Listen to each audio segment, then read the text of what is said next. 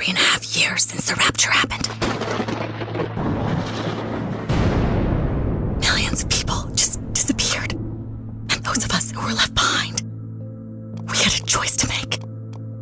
We either had to take the mark or go into hiding.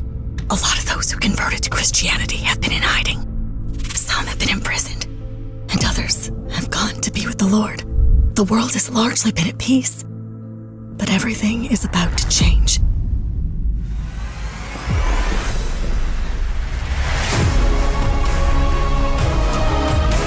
And I saw in the right hand of him who sat on the throne a scroll written inside and on the back, sealed with 7 seals. Who is worthy to open the scroll and to loose its seals? Come and see.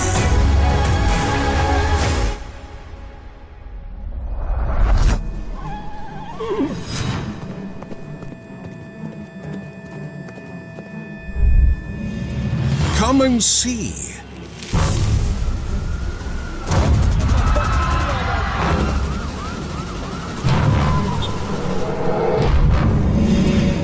Come and see.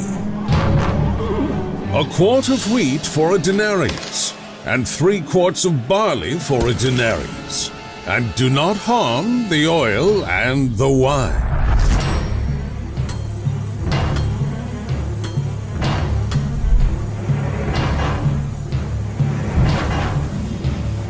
Come and see.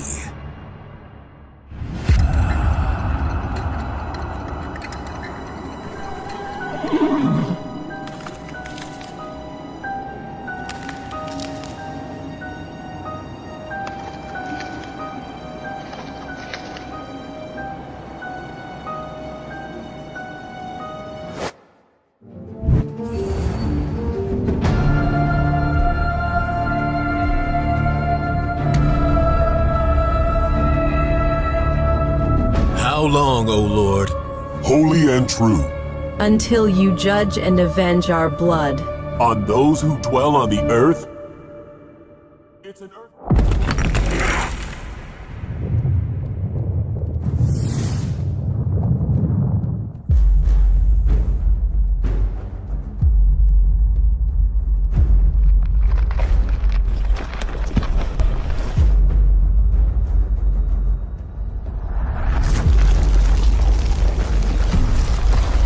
It's an earthquake!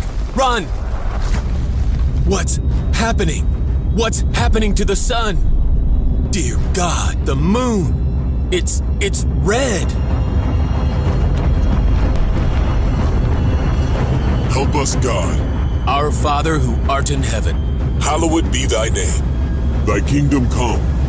thy will be done.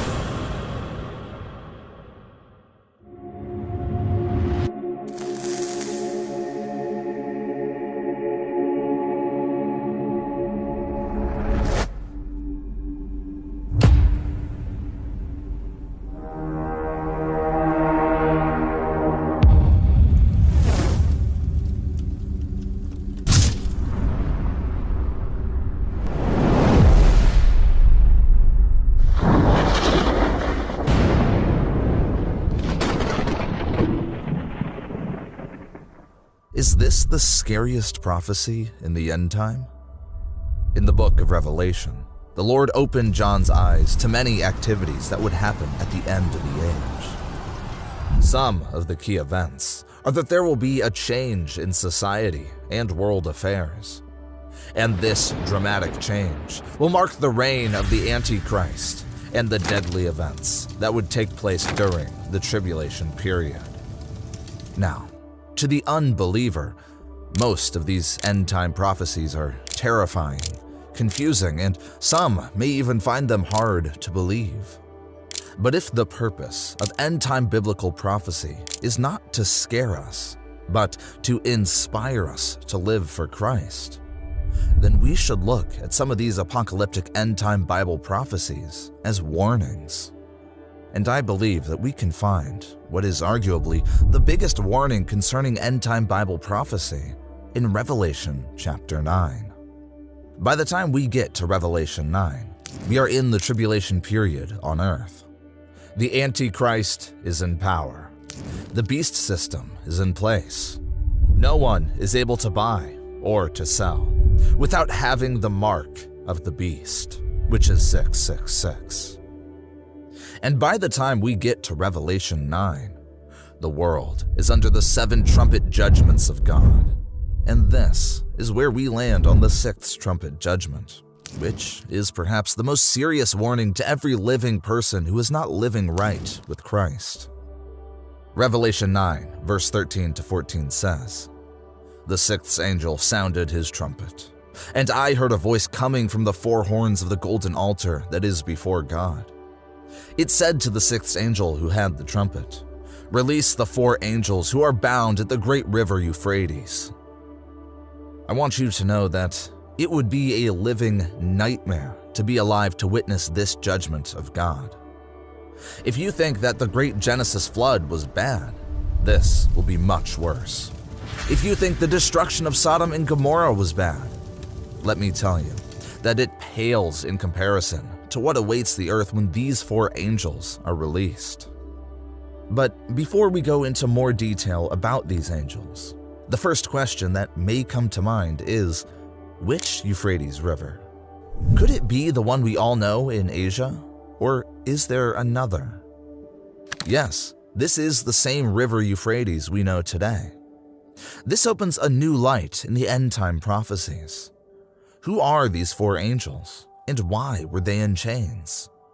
Were they archangels that rebelled along with Lucifer? Are they angels of Satan?